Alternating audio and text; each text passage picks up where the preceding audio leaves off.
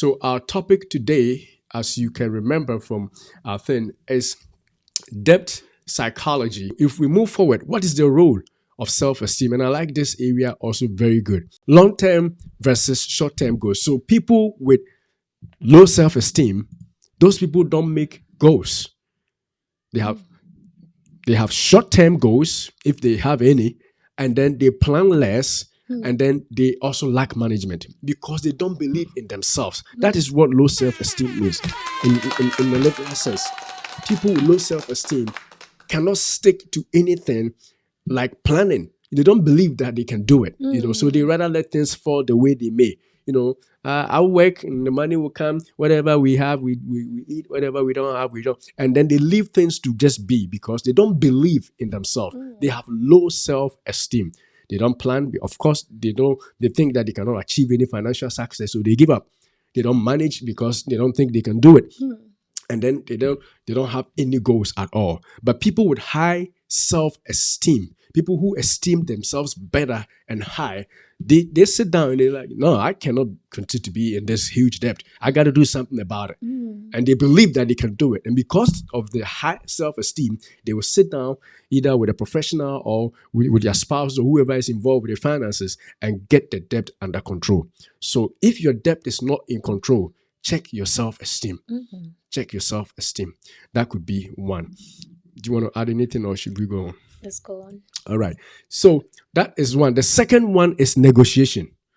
No, with the self-esteem, I just want to add one. So if you have low self-esteem, it's also likely that you want to have something or maybe buy certain expensive things, to add to yourself To make so you feel that better. you feel that you are okay. Because your esteem is so low that you feel like you can't measure up, So in order to feel measure up or feel like you are also somebody, you want to buy expensive things just to show people that you are somebody. You too, you are there. You have something, But if you have high esteem, you don't have to impress anybody because in you know that you have something, you carry something, and that thing, you don't need to see something on me to value me because whatever I have in me that is valuable, you may not see it. Maybe some people that don't have maybe education, right? They feel like they have to have something to show that they are making it in life. Yes. And because of that, they are overspending.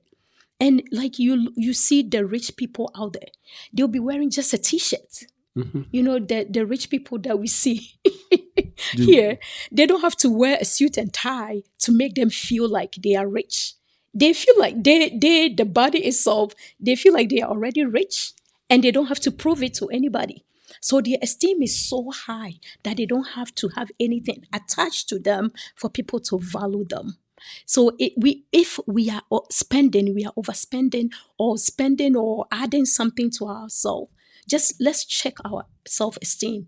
Is it low or is it high? Is it low or is it high? If it's low, work on yourself. You don't have to put something on yourself, like wear a designer thing for people to know that, oh, you are somebody. You too, you came.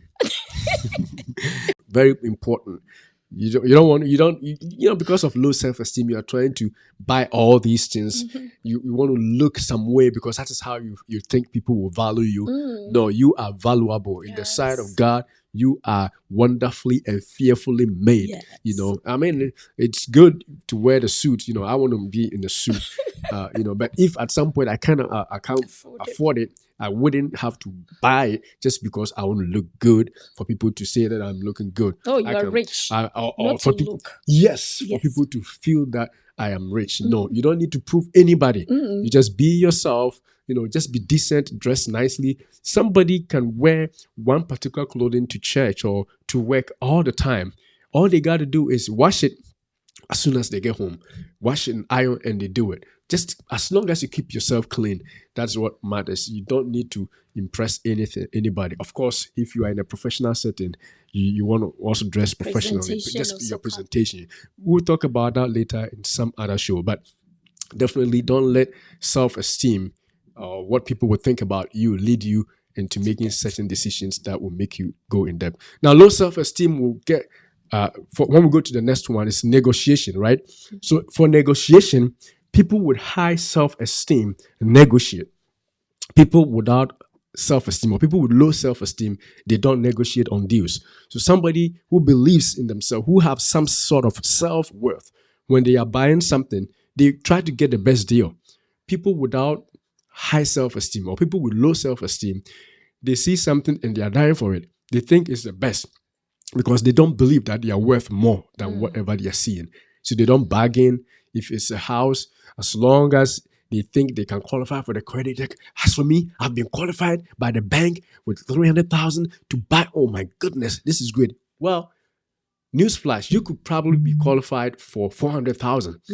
So when you see a house listed for 300, don't say that because the bank has qualified you, you're going to spend all the 300. You can make a less or little something less than that offer that less than the listing price, because you believe in yourself. You negotiate. Basically, that's what we're getting at. So if you have high self-esteem, you negotiate on your purchases and you end up spending less compared to somebody who has low self-esteem, who thinks everything is at the right price and they buy everything, on credit, on whatever, they overspend because of low self-esteem. Now, the next one is low self-esteem leads to impulse buying. We said impulse buying earlier, but apart from mental health challenge leading you to impulse buying, you may not have a mental health disease, all right, but you may end up buying impulsively because you have low self-esteem. And this ties into what Gifty said. Like you want to please people and all that. You don't believe in yourself. So everything you see is a go. You got to get that thing because you are impulsively trying to improve on the way you look. The last thing that we're going to talk about is, having known all this, what are some of the benefits of seeking professional help?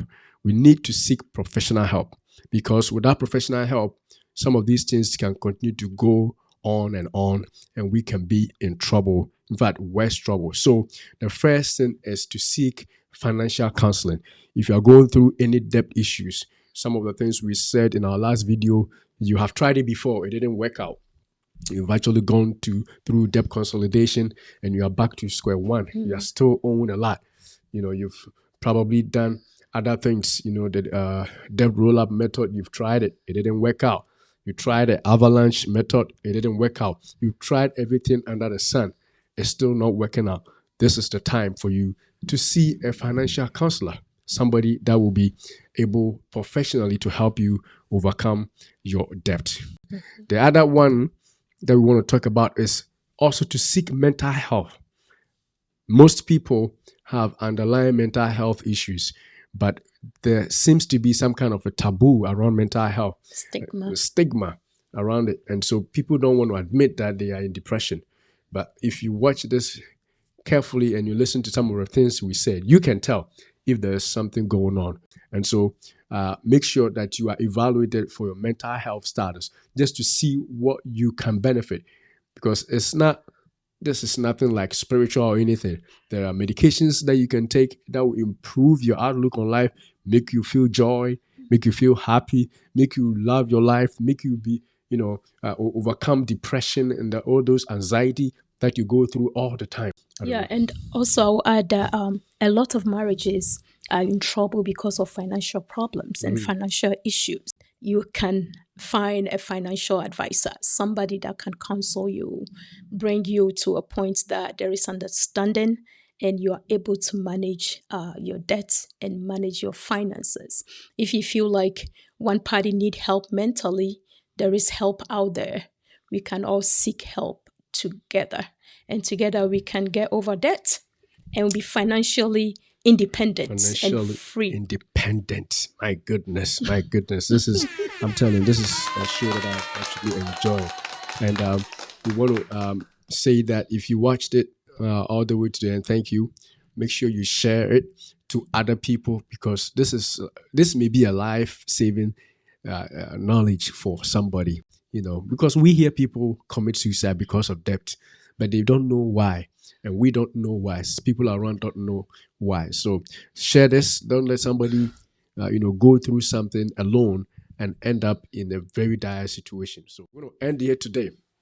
And from the Hortense, we say, Beloved, we wish above all things that you prosper and be in health, even as your soul prospers.